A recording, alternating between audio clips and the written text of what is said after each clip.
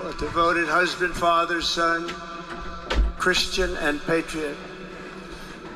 Charles James Kirk was heinously murdered by a radicalized, cold-blooded monster for speaking the truth that was in his heart. He was violently killed because he spoke for freedom and justice, for God, country, for reason, and for common sense. He was assassinated because he lived bravely, he led boldly, and he argued brilliantly without apology. He did what was right for our nation. And so on that terrible day, September 10th, 2025, our greatest evangelist for American liberty became immortal. He's a martyr now for American freedom. I know I speak for everyone here today when I say that none of us will ever forget Charlie Kirk, and neither now will history.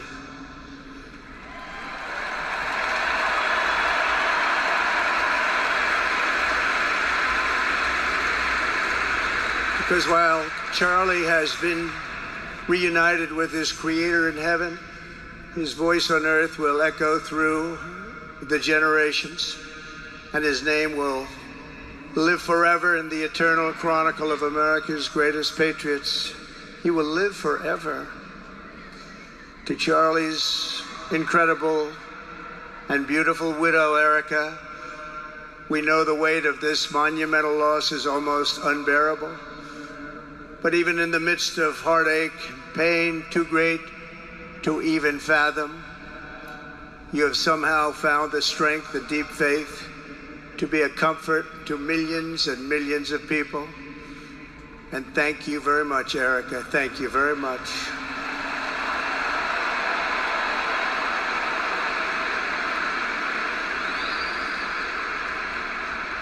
Today, an entire nation wraps its loving arms around you and your beautiful children. We share in your immense and overwhelming sorrow, and we vow that we will do everything we can to ensure that your children grow up in a land where their father is honored and revered as a great American hero. That's what he is.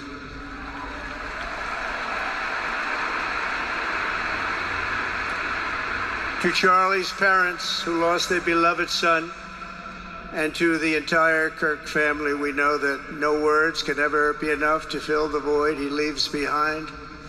That's a void that just can't be filled. But I hope the extraordinary outpouring of emotion over these past 11 days has comforted you with the knowledge that your son brought more good and love into this world in his 31 short years than most people, even very, very successful people, can bring in a lifetime.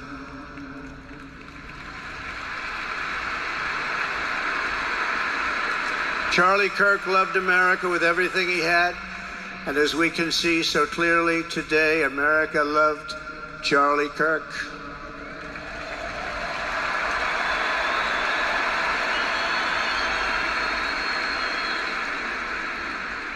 And he could always draw a big crowd. Look at this today. Look at what's gone on. This is a big crowd.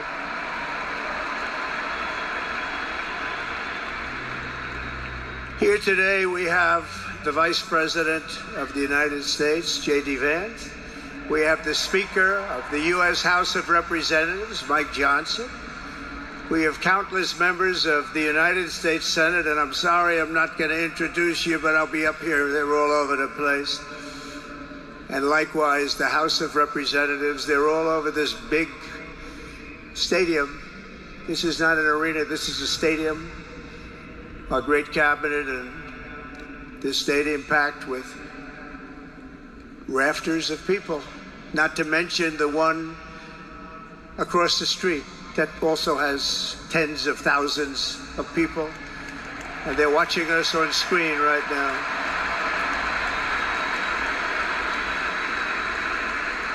And I'm sorry we couldn't get you in. If anybody would like to give up your seat, please walk across the street. But this is like an old-time revival, isn't it? An old-time revival.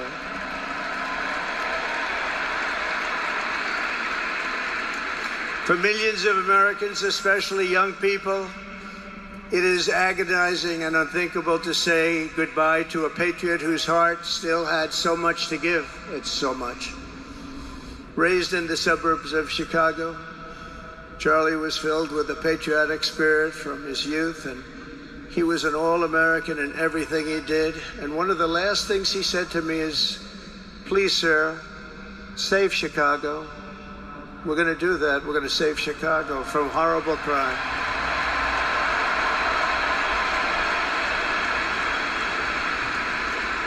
In high school, he was the quarterback of the football team and the captain of the basketball team. He was a good athlete. A lot of people don't know that about Charlie.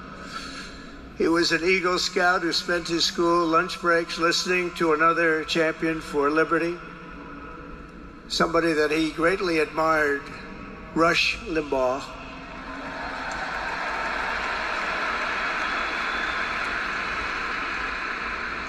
But what was even more important to Charlie than politics and service was the choice he made in the 5th grade, which he called the most important decision of his life, to become a Christian and a follower of his Savior, Jesus Christ.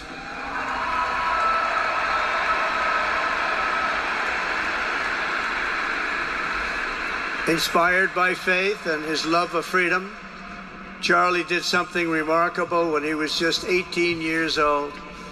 On the advice of a mentor who told him to put off going to college because he was doing so well, he devoted his life to converting young people to the conservative cause. How did he do? Take a look. How did he do?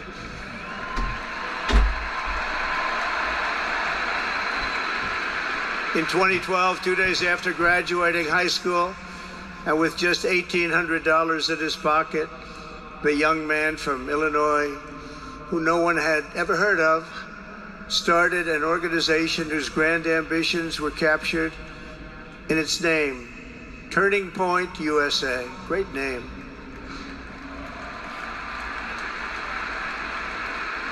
And I have a feeling it's going to be bigger and better than ever before. Does that make sense? It's going to be bigger and better than ever before. Look at what's happening.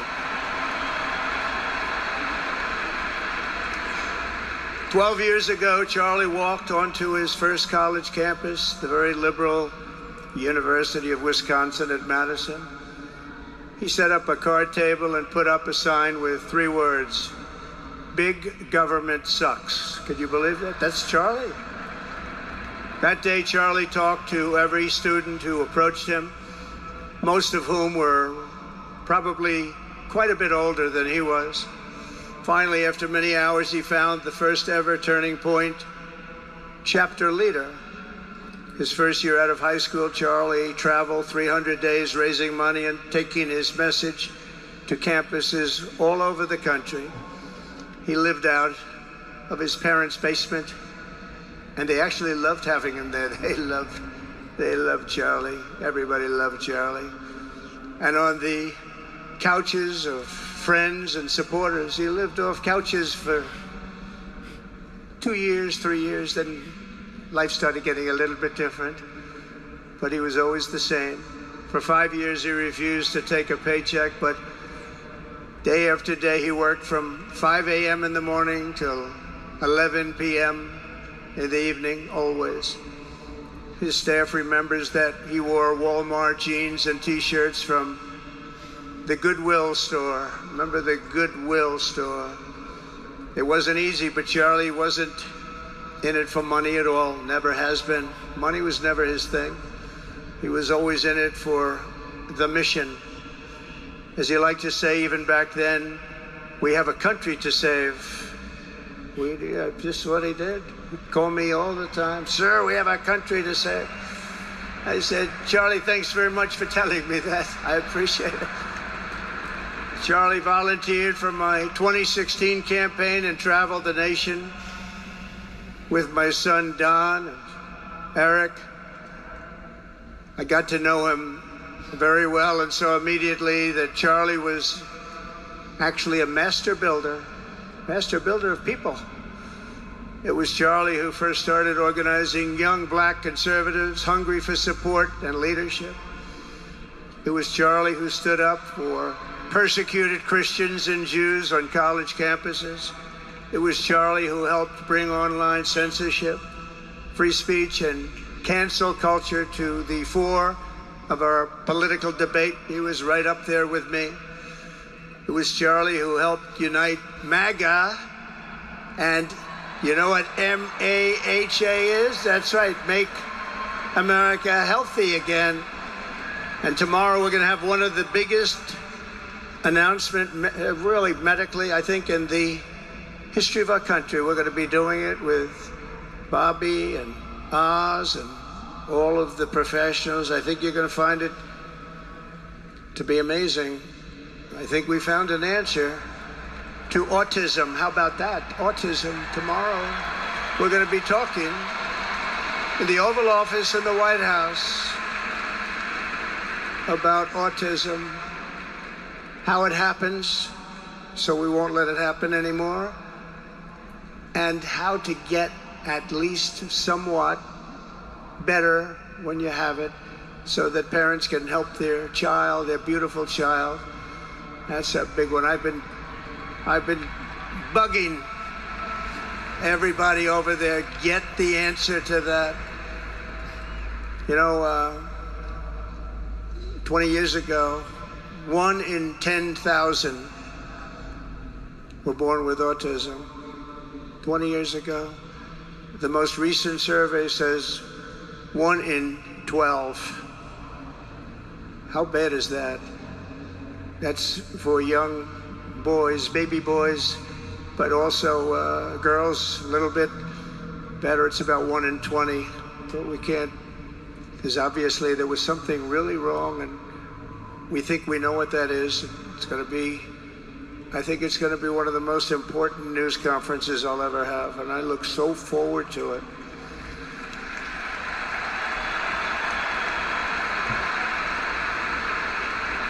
And you know who else looked forward to it? Because he knew. I tell him a little bit about what was going on. Was Charlie. He would have been front row center, believe me.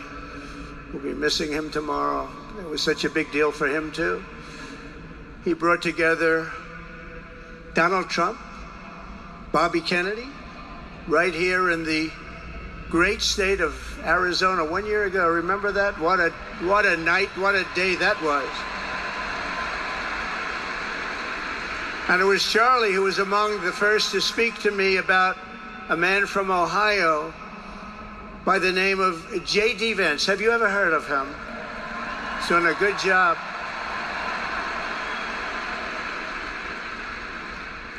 But Charlie would often call me, sometimes the night before a big event, the other side of the country. And he'd ask me and say, do you think you could come and speak at the event? The following day, right? I'd say, Charlie, I'm the president of the United States.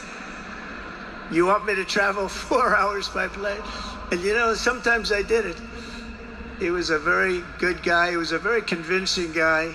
He didn't stop, but he would ask for things like that. Sir, could you be tomorrow in California? I said, Charlie, give me a break, please.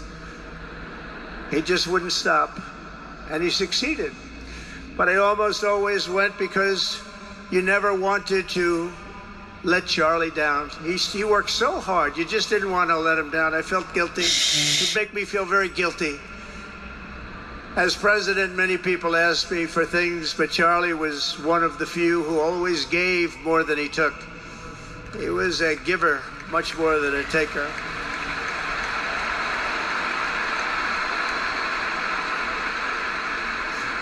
And no matter how big Charlie became, no one was too small for him to notice. He was good to everybody. Didn't matter. Several years ago, a fourth grader asked Charlie to appear on his podcast, which was probably only watched by the parents of that fourth grader.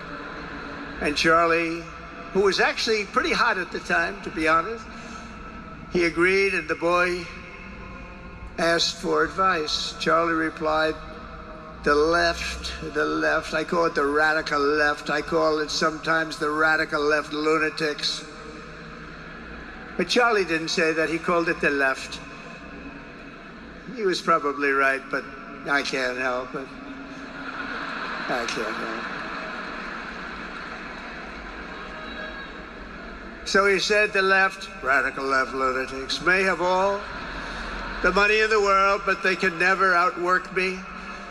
I will wake up as early as I need to about himself. I will stay up as late as I need to, and I will never stop fighting for our country. And he did this until his dying breath. That's what he was doing. That's what he was doing. Think of it. Wow.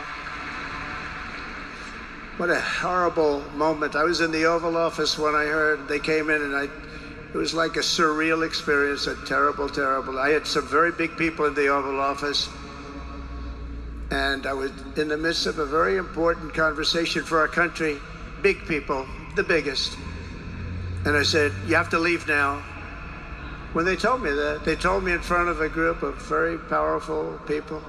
I said, you have to leave now, right now, please. Right now. You have to leave. Go.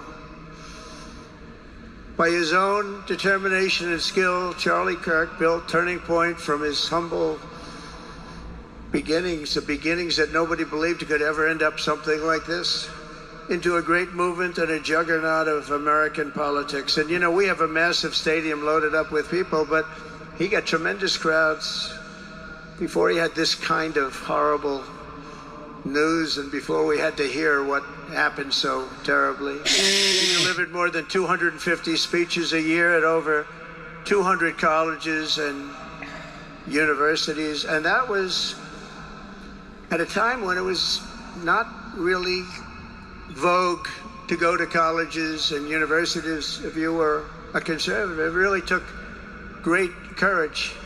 And we used to talk, and I said, you know, I think they're much more conservative than we know, and he agreed, but it just wasn't something that was happening because the radical left would do very bad things, very dangerous things. But Charlie set up chapters on 2,200 campuses and spoke at more than 1,000 churches. He launched a podcast and radio show that grew to an audience of 1 million Americans a day, one of the bigger shows on radio. And Charlie didn't just bring young people into the movement. All of a sudden it started to grow by leaps and bounds. By 2024, we won more young people than any Republican candidate in the history of our country, including for the first time a majority of males under 30. Can you believe it? Remember when Republican presidential candidates would get 4%? No, we did unbelievably with young people. And he was a big, big factor. Unbelievable. But he made me work for it. Sir, you have to make a speech here. You have to make a speech there. But we did it, and we won, and our country is doing unbelievably well now. We had a country that was dead 1 year ago, and now we have the hottest country anywhere in the world. And Charlie helped us make it that. One of the great people. But through it all, the core of Charlie's message and his basic method never changed. It never really changed. He stayed the same person also. At every campus event, Charlie asked the people who disagreed with him to come forward, and instead of silencing them, he handed them a microphone and let them speak. And he'd convinced so many of them. It was a pretty amazing thing to watch, actually. Shortly before Charlie arrived on campus, the day he was assassinated, a staff member texted him that there were many critics and students who were opposed to his views, and rather strenuously in the crowd. And that actually made him feel good because he wanted to convince them. He understood. He really did. He understood what was right. And he was right about that. A lot of it was based on common sense, by the way. Charlie wrote back to the staff member saying, I'm not here to fight them. I want to know them and love them, and I want to reach them and try and lead them into a great way of life in our country. in that private moment on his dying day, we find everything we need to know about who Charlie Kirk truly was. He was a missionary with a noble spirit and a great, great purpose. He did not hate his opponents. He wanted the best for them. That's where I disagreed with Charlie. I hate my opponent, and I don't want the best for them. I'm sorry. I am sorry, Erica. But now Erica can talk to me and the whole group, and maybe they can convince me that that's not right, but I can't stand my opponent. Charlie's angry. Looking down, he's angry at me now. He wasn't interested in demonizing anyone. He was interested in persuading everyone to the ideas and principles he believed were good, right, and true. Before each appearance, he prayed these words: God, use me for your will. Always said the same thing: use me for your will.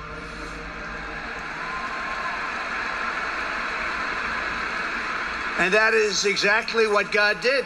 When you think, that's exactly what he did.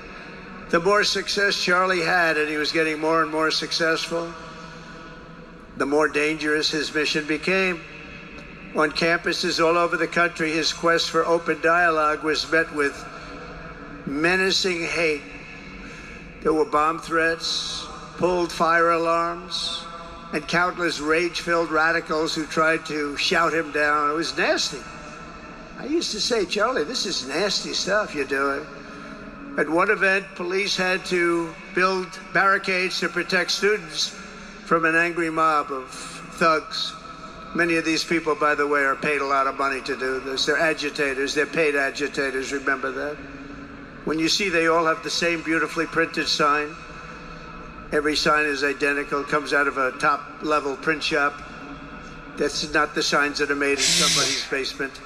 Those are paid for by very bad people, and hopefully we're going to be finding out through the DOJ who those people are.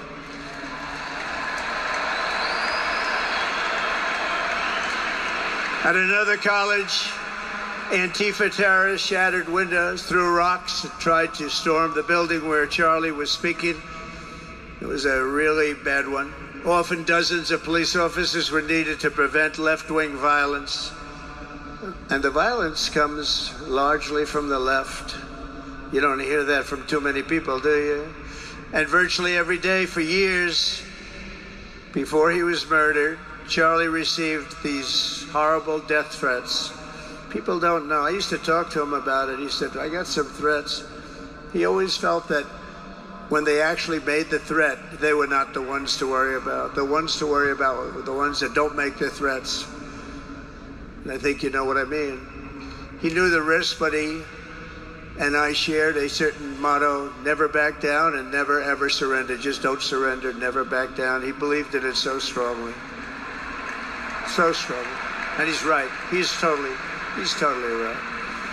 The radicals and their allies in the media, sometimes referred to, as my son said, the fake news media, tried to silence Charlie for a simple reason: because he was winning, and he was winning big. He was taking over college campuses, colleges that had, in theory, only very liberal, or as they like to say, progressive. I call them liberal, but they like to call themselves, because such a beautiful word, progressive. They're the opposite of progressive, if you think about it. But they were really nasty, and he would go into these colleges. All of a sudden, within 2 years, 3 years, they turned into bastions of conservatism. It was really quite amazing to see. They lied about him because they did not want you to listen to him or to learn from him, because what he was talking about and even preaching made so much sense. Everywhere he went, he won the debates, he won the hearts, he won the minds, and yes, he won the elections for people. He helped us, he helped other people. We won the biggest election in the history of our country, I believe.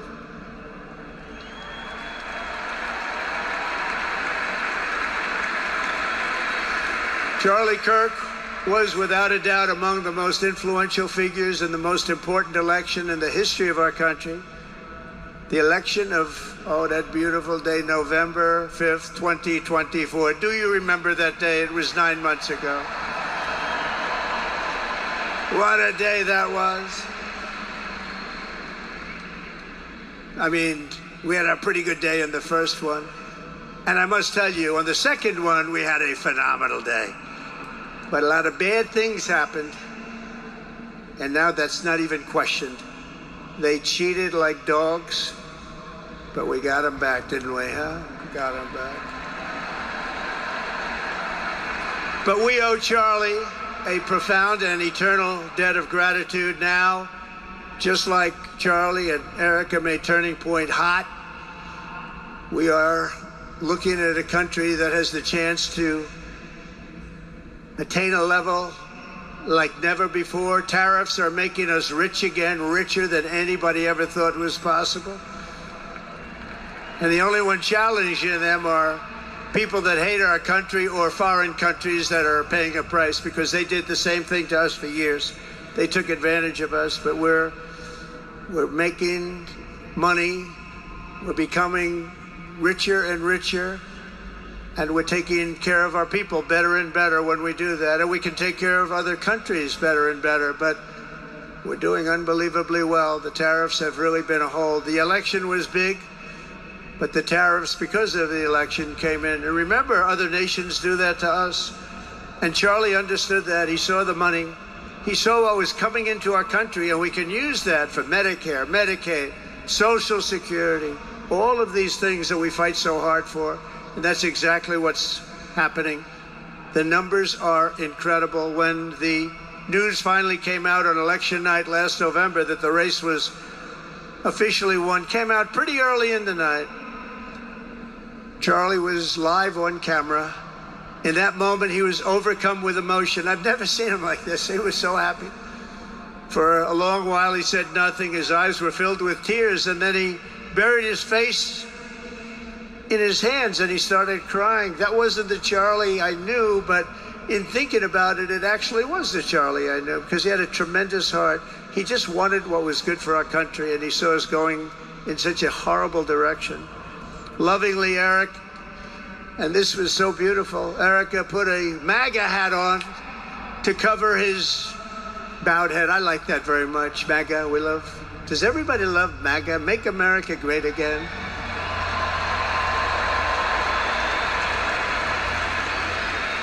When Joe Biden used to get up, remember the speeches? We will stop MAGA. We will stop MAGA. You know, he could barely get the words out. We will stop. I said, can somebody inform him the MAGA means Make America Great Again? How do you say you're going to stop it? And Charlie understood that. When Charlie finally looked up and spoke, he smiled through the watery eyes and simply said, I am humbled by God's grace. That was his statement that night. I was watching him.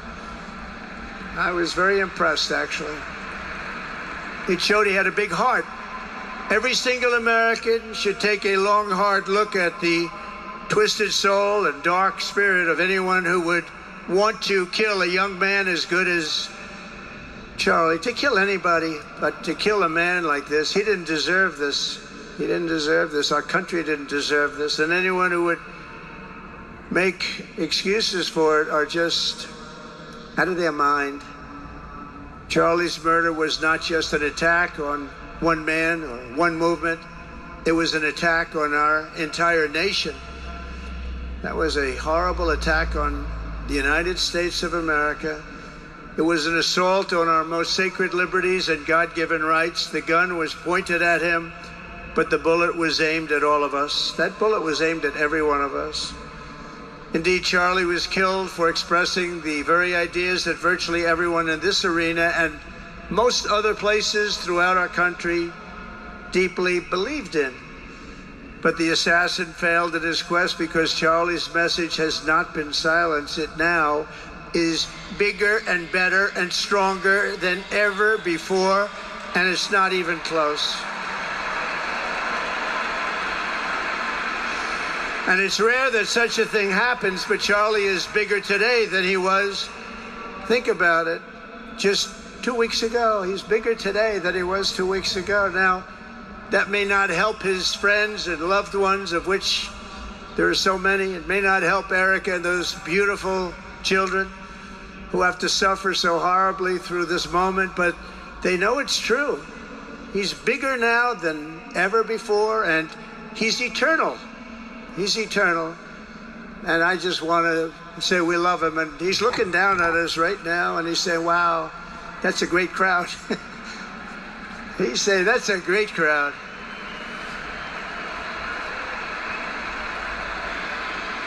And it's a great crowd of patriots.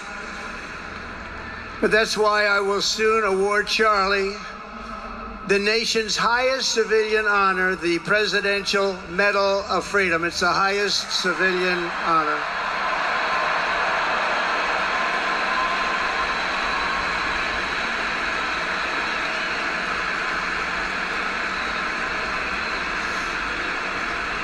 Now, we will do the ceremony at our beautiful White House in a very safe Washington, D.C., a place that Charlie truly revered.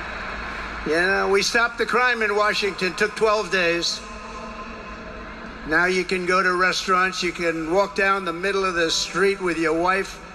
You can have your wife walk alone down the middle of the street. She's going to be in good shape. What a difference. What a difference good management really makes. But it's, I'm so proud of that Washington, D.C. You know, it's one of the worst in the nation, in the world. And now it's considered a very safe city. And it's also, I passed it yesterday, I went through it, and the lawns are good. It's like a different place. It's like the tents are gone, the threats are gone, the gangs aren't there. We got rid of, you know, we took out 1,500 career criminals, 1,500.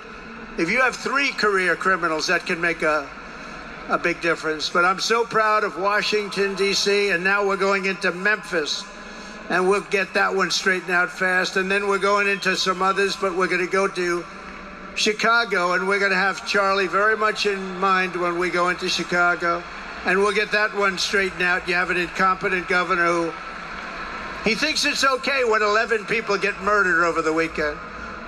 He thinks you don't have any crime when 11 people get murdered and 28 people get shot. He says he's got crime. No, they don't have it under control, but we'll have it under control very quickly. So we're going to be doing that. And Charlie loved what we were doing. He was so proud of what happened. He was there to see it. He so proud of what happened in Washington, D.C. As you know, the depraved assassin who planned and executed Charlie's killing has been arrested and charged with capital murder. God willing, he will receive the full and ultimate punishment for his horrific crime. It's a terrible thing. Because you can't let that happen. You can't let that happen. Can't let it happen to a country. The Department of Justice is also investigating networks of radical left maniacs who fund, organize, fuel, and perpetrate political violence. And we think we know who many of them are. But law enforcement can only be the beginning of our response to Charlie's murder. Over the last 11 days, we have heard stories of commentators, influencers, and others in our society who greeted his assassination with sick approval, excuses, or even jubilation. You've heard that. So have I. Couldn't believe it. Some of the very same people who spent the last 8 years trying to sit in moral judgment of anyone who disagreed with them about politics suddenly started cheering for a murder. Incredible. You know the names. They're major losers, by the way. That will be proven out in a short period of time. Some of the very people who call you a hater for using the wrong pronoun were filled with glee at the killing of a father with 2 beautiful young children. And the same commentators who this week are screaming fascism over a canceled late-night TV show where the anchor had no talent and no ratings, last week were implying that Charlie Kirk deserved what happened to him. No side in American politics has a monopoly on disturbed or misguided people. But there's one part of our political community which believes they have a monopoly on truth, goodness, and virtue, and concludes they have also a monopoly on power, thought, and speech. Well, That's not happening anymore. We've turned that corner very quickly. Tragically, atrocities of this kind, and kind that we saw in Utah, of all places, are the eventual consequence of that kind of thinking. If speech is violence, then some are bound to conclude that violence is justified to stop speech. And we're not going to let that be justified. The tradition of reason and open debate that Charlie practiced is not a pillar of our democracy. In many ways, it's the basis of our entire society. It's the right and inheritance of every free American, the greatest legacy of the Enlightenment, and among the most treasured achievements of civilization. We will defend it at all costs, and we will carry forward the torch of liberty that Charlie Kirk held so proud and so high. He was so proud, and he did hold that torch high. We will never, ever let it fail. We will never let it fail.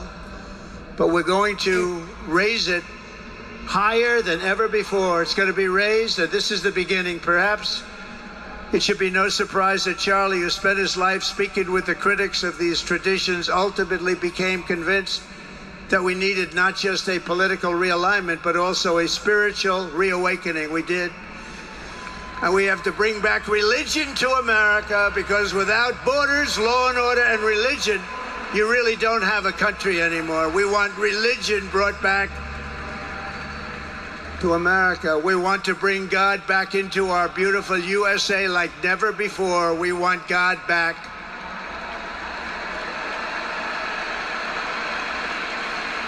Charlie would have been so pleased to hear his friends and colleagues today giving testimony and giving glory to God.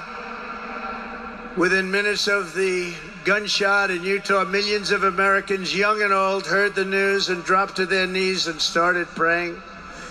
Even many who rarely prayed asked God for a miracle. Please, God, save Charlie. But although Charlie's time with us on earth has ended, those prayers for a miracle have already been answered. Look at what's happening. Look at what's happening. In the days since Charlie's death, we have seen how his legacy has touched so many millions around the world.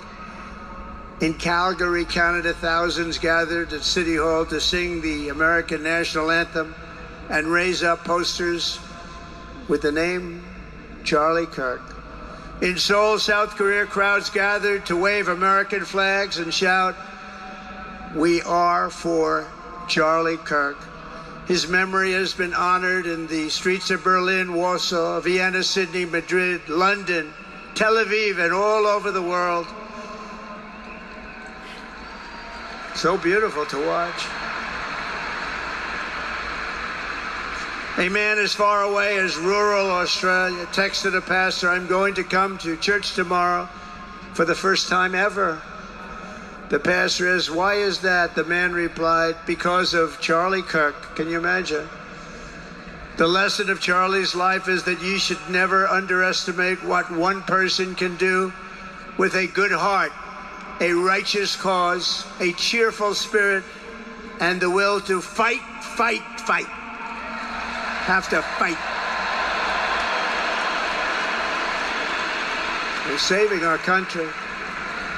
And Charlie's a big factor, such a big factor. Charlie Kirk started with only an idea to change minds on college campuses, and instead he ended up with a far greater achievement, changing history. He changed history.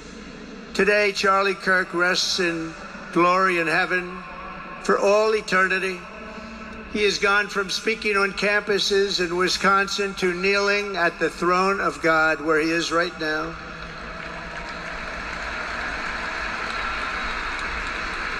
We grieve for the friend and leader that we have lost, but we go forward strengthened by his faith and bolstered by his courage and inspired by his example to defend the country he lived for the freedoms he died for, and the values in which he so deeply believed. He believed in values that we should all believe in.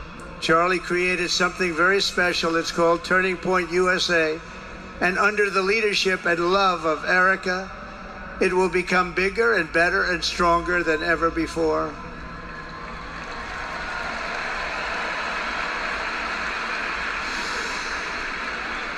So, Charlie, we all want to thank you. We want to say a very loud God bless you, Charlie. God bless you for what you've done is incredible. And God bless Erica and the children. God bless the United States of America. And could I ask Erica, please come out. Erica, please come out. Thank you.